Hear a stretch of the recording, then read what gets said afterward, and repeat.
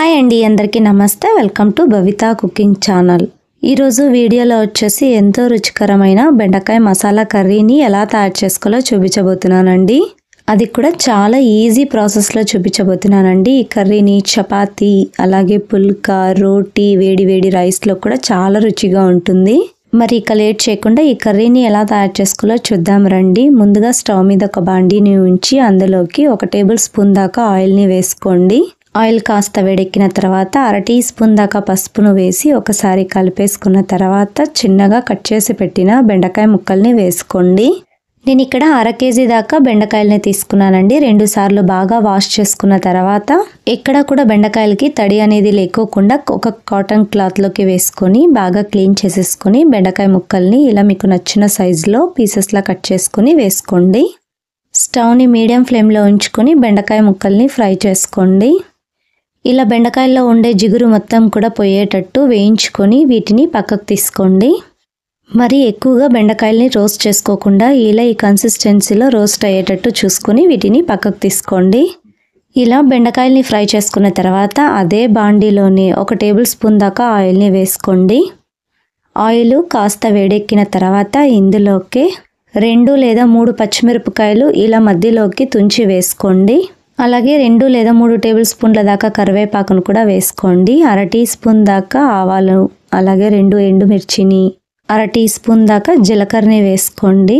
1 tea spoon దాకా శనగపప్పును కూడా వేసుకోండి. వీటన్నిటిని కూడా ఫ్రై చేసుకోండి. పోపు మొత్తం కాస్త ఫ్రై అయిన తర్వాత 1 కప్పు దాకా చిన్నగా కట్ చేసి పెట్టుకున్న ఉల్లిపాయ ముక్కల్ని వేసుకోండి. ఒకసారి బాగా కలిపేసి ఉల్లిపాయ ముక్కలు సాఫ్ట్ అయ్యేంత వరకు కూడా మధ్య మధ్యలో కలుపుతూ ఫ్రై చేసుకోండి. ఉల్లిపాయ ముక్కలు ఫ్రై చేసుకునే లోపల మనము పక్కన ఒక మిక్సీ జార్ని తీసుకొని అందులోకి 1 కప్పు దాకా టమోటోలని చిన్న ముక్కలుగా కట్ చేసి వేసుకోండి. చిన్న అల్లం ముక్కను వేసుకోండి. అలాగే 10 దాకా వెల్లుల్లిపాయల్ని పొట్టు తీసి వేసుకోండి. గుప్పెడంత కొత్తిమీరను వాష్ చేసి వేసుకోండి. 2 టేబుల్ స్పూన్ల దాకా కాజుని చిన్న పీసెస్లా కట్ చేసి వేసుకోండి. నెక్స్ట్ ఇందులోకి 1 ఇలాచి, అలాగే 4-5 దాకా మిరియాలను కూడా వేసుకొని కొద్దిగా నీళ్ళను వేసుకొని మిక్సీ పట్టుకోండి. ఇలా మెత్తగా పేస్ట్లా అయ్యేంత వరకు కూడా గ్రైండ్ చేసేసుకోండి.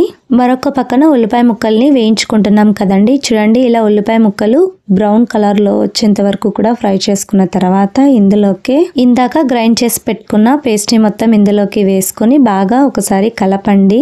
1/2 గ్లాసు దాకా మిక్సీ జార్లోకి కొద్దిగా వాటర్ని వేసుకొని బాగా వాష్ చేసేసి ఆ నీళ్ళను కూడా ఇందులోకి వేసుకోండి.